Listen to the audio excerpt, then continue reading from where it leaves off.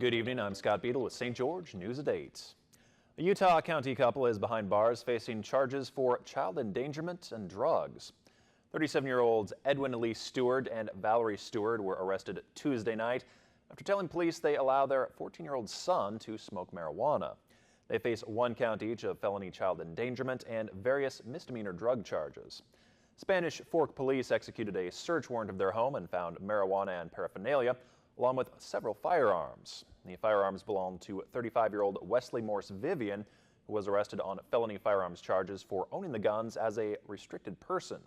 The Stewarts told police they allow their son to smoke a joint or two at night if he goes to class and gets good grades, adding they also use it to alleviate medical issues and believe it helps their son with his schoolwork.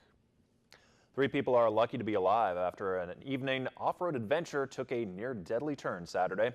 The 3 were driving an older model Ford pickup in the hills above Four-Master Drive and Riverside Drive South around 8:30 p.m.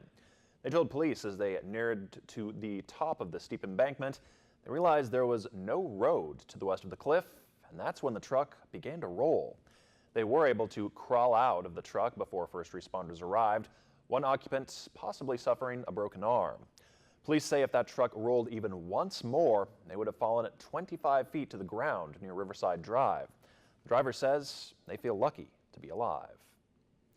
A 17-year-old boy survived a 25-foot fall while hiking with his youth group in Washington County.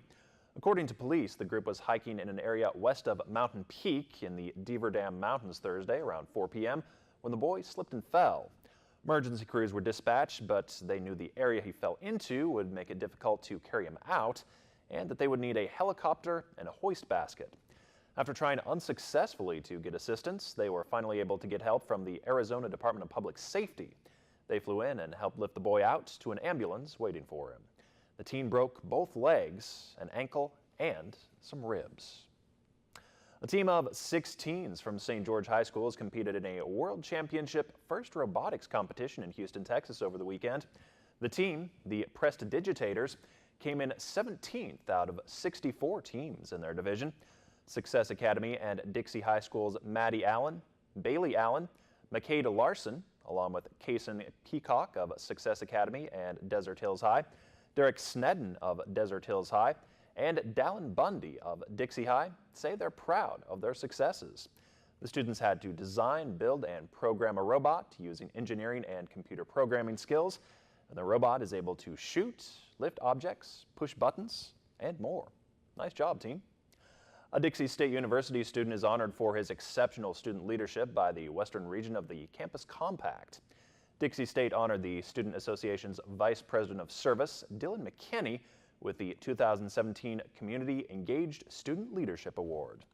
McKinney has served as the VP of Service for 2 years and has been heavily involved in the service branch since its inception in 2014. McKinney says the award is more a reflection of the university than it is of him. As President Donald Trump closes in on his 100th day in office, there's a new push for healthcare reform as he also prepares to unveil his tax cut plan. That could make negotiations more tense as lawmakers try to avoid a government shutdown. Janae Norman is following the latest from Washington. A push to put points on the board ahead of President Trump's first 100 days. This is a very exciting time for our country, and you see what's happening with our country in terms of jobs, in terms of business, and there's such excitement and such enthusiasm. The countdown to President Trump's 100th day could become a countdown to chaos. Congress has until the midnight before to pass a $1 trillion spending bill to prevent a government shutdown, but that could be complicated. We're going to continue to push for health care reform, and I think that the construction of a wall is going to continue to be an area that moves forward. This week, the president is again pushing health care reform, tweeting today, "If our health care plan is approved, you will see real health care and premiums start tumbling down. Obamacare is in a death spiral." Trump also plans to unveil his tax cut plan and wants to see a budget with funding for his proposed wall along the U.S.-Mexico border.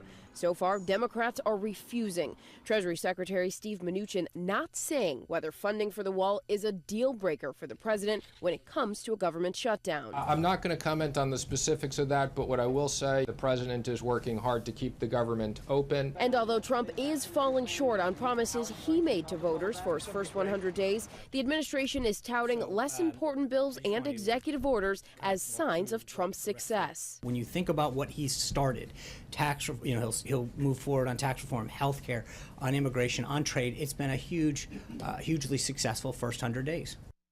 Chief Meteorologist Chris Summers has your southern Utah forecast.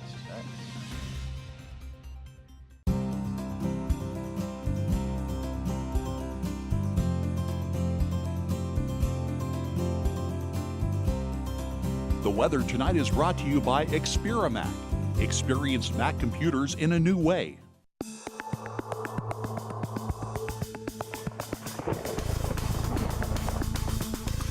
And welcome back, everyone. A good Monday evening to you. After seeing some very warm temperatures over the weekend, temperatures 10 to 15 degrees above where they should be for this time of year. Today we had a little cooler temperatures follow back in, and even seeing a little bit cooler temperatures for your Tuesday as well. Still seeing some sunshine around. May see the winds pick up a little bit here in southern Utah. Temperatures basically into the upper 60s to low 70s in most areas. Now, as you get to the middle part of the work week, then we do turn a little bit warmer, still a lot of sunshine. Should get close to the mid 70s or so in most areas. And as you get to the end of the work week, then still pretty pleasant, at least in much of southern Utah. But we are going to watch a system come through the area that could bring some wet weather just to our north through parts of central Utah and as parts of northern Utah by the end of our work week. Before your Tuesday, again, seeing not much going on around our area. You can see a little bit of green on the map, trying to bring a few showers in.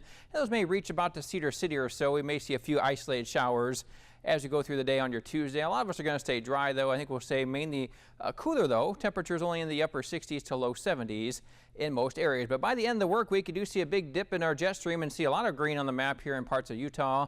Again, also parts of Nevada as well. Not quite seeing the rain get to maybe St. George, but definitely going to see more chances of rain as we get to the end of the work week, especially in a good portion of Utah. Again, may see a little bit of shower activity here in St. George, but I think the majority of it is going to stay to our north and to our east, and we should warm up a little bit too by the middle part of our work week. But here's your day planner as we head into your Tuesday for Cedar City. Again, you may see a few showers around, and temperatures a little bit cooler. Only looking for highs in the upper 50s in Cedar City. North winds at 10 to 15 miles per hour. Should see some sunshine around for St. George and southern Utah. Temperatures getting close to 70. Still a little cooler than we've been seeing lately, but still seeing temperatures just slightly below where they should be for this time of year. A little gusty on those winds, though, northwest winds at 10 to 15 miles per hour. Here's your highs from today. 81 degrees over in Hurricane, 68 degrees the high temperature Cedar City, 80 degrees the high in St. George. Still warm to our southwest, though. Temperatures in the mid 80s in Mesquite and Vegas late this afternoon. Before tonight, back to 33 in St. George, mainly clear skies. Everyone else should be in the low to mid 50s, maybe some upper 50s around Mesquite as we head to tomorrow morning. But for your Tuesday, again, a little bit cooler temperatures, 51 degrees. Could be a few showers around Cedar City. Otherwise, upper 60s to low 70s from St. George, but still could be as warm as the upper 70s in Mesquite. But those gusty winds northwest as high as 20 miles per hour. 7-day forecast for Cedar City. Again, a little bit of rain around for Tuesday. Otherwise, temperatures get back into the 60s. Until about Friday. That's when a few more showers could drop in. And even into the weekend, temperatures drop back into the upper 40s to low 50s. And then here's St. George and southern Utah's forecast for the next 7 days.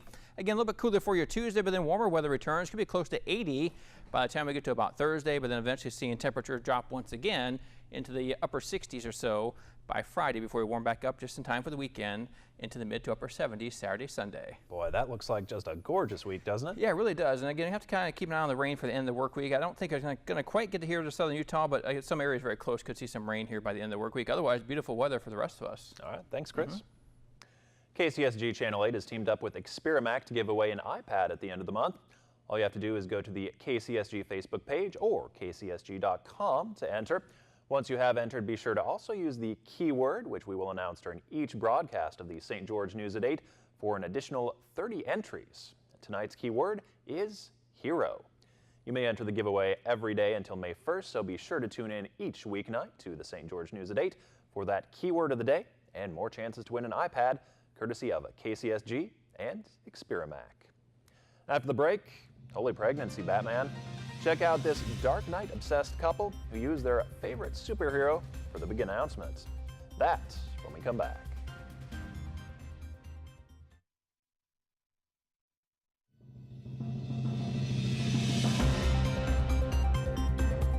James and Alicia Doherty of Nashville announced their new bundle of joy with a superhero-themed photo shoot. The fun-loving duo dress in their Batman costumes as a hobby, wearing those suits to birthdays, charities, and even fundraisers. Alicia, by the way, is due on Halloween.